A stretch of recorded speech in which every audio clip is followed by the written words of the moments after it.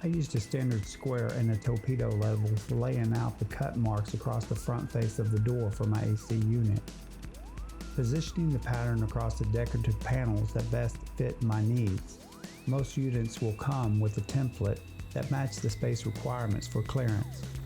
Prior to cutting out the pattern, position the door in a stable flat position with nothing below the cutout opening to prevent damage or injury. Once completed, I proceeded to remove the knockout using a plunge cut with a circular saw and finished the saw curved corners with a sheetrock knife.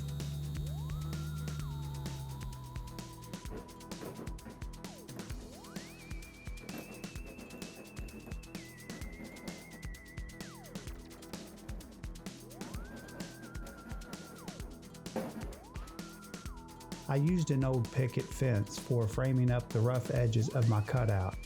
You can stain to match color prior to installing. Make a ledge for the inside base of the AC unit support feet and fasten once fully installed. Complete the frame for both sides of the door, allowing clearance for the bottom. This will allow the unit to fit without movement in the space provided. Two pickets stacked on top of one another cut the side provide the space required to fill the void of this hollow interior door to give the frame something to fasten to. Add the insulation of your choice at this time. Expandable foam spray works the best for this space.